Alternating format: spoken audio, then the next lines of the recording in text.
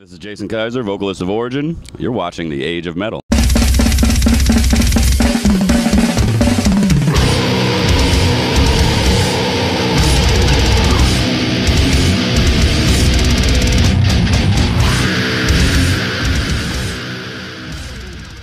This is Stephanie here with The Age of Metal. I'm here right now in St. Petersburg, Florida at Summer Slaughter Tour 2014 with Origin. So how are you doing? I'm doing fantastic. Thank you for having me. Awesome. So you are enjoying, it looks pretty delicious. What is this exactly you're eating right now? Not sure what it is. When, road life, you eat what they give you, you don't even taste it anymore. It's just fuel for till the next beer.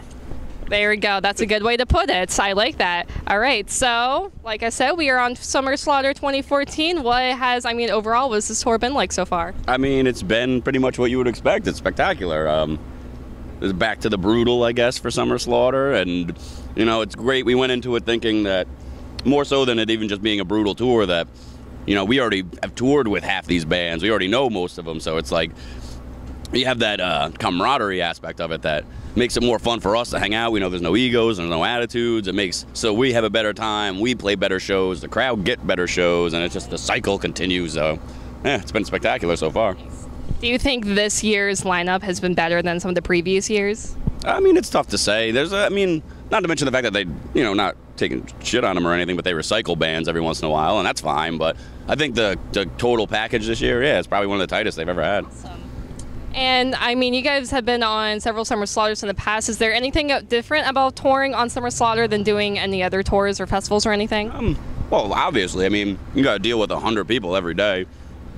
It's hard to get drunk because there's just scarce. It's just gold if you find a Miller Lite. It's just like, it's really Miller Lite? I will take it. I'm at that point where I will take it. All right. So, is there any particular best Summer Slaughter memory you've ever had? Or?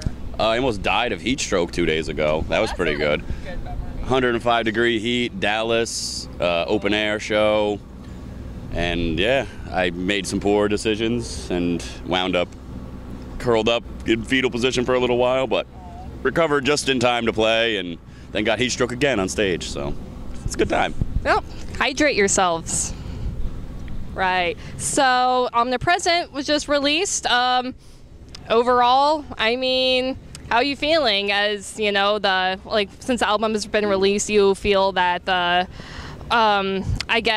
reactions or any of that have been what you expected, or? It's great for me. This is my first time actually on the CD with them dudes. I've been in the band for like 5 years, but this is the first time actually putting it on paper and recording with them, and it's been a great response. I don't know, we like playing the songs live. It's like a little bit different than what some fans were expecting, but that's not necessarily a bad thing. So yeah, it's been great. Yeah, about that, when I reviewed it, I said that I feel like you guys have gone a lot heavier than some of your other releases. Do you agree with that? And if so, then why did you take that direction? Well, we're lucky enough as a band that we're not at a level where we have anybody we don't have labels or anybody telling us what we need to do or, what songs we have to cover, this, that, and the other thing. We do whatever we want. So this is just a natural progression. You ask Paul, the guitar player, he'll tell you every time he never wants to write the same album twice. And Origin definitely had a specific style that they've been doing for 10 years, the rapid fire, just non-stop blast beats and stuff like that. So it's just a natural progression of things, and I don't know, even threw some mosh parts in there, every once in a while, can't hurt.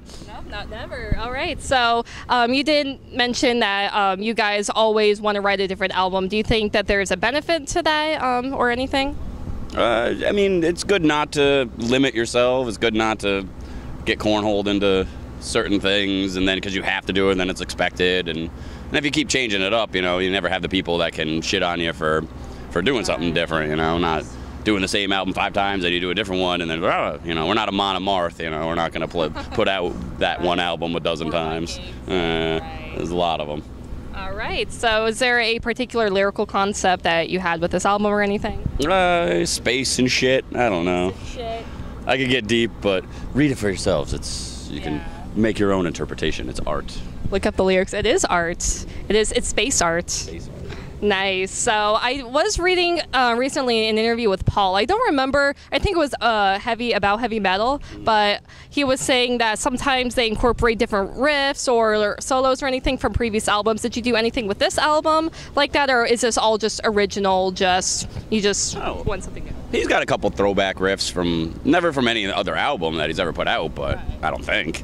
But he's got a couple throwback riffs that I know he's been waiting to use for like a decade that he threw in. Nice. So. They've just been percolating and gestating, or whatever the proper word is. I don't know. Waiting for the perfect time to use it, right? Exactly, and now is the time, apparently. All right. Well, you guys are space metal, and so let's say maybe, I don't know, but let's say you guys did play in space. How do you think the aliens and whoever lived in outer space would react to you guys? Well, I mean, obviously, you can't play in space because the vacuum. There's no sound in space. Well, so. what if you figured out a way to do that? What is this? Star Trek Deep Space Nine? Maybe. Which is the best Star Trek, by the way. If we played in space, the aliens would gestate more. There we go. I don't know. I have no hilarious answer to that question. You will just explode the whole universe. In space, maybe. In space, no one can hear me scream. There we go. Much. Cheers. Well, except if you are in the spaceship where all the aliens are watching you, or Still whatever. a vacuum. So all right.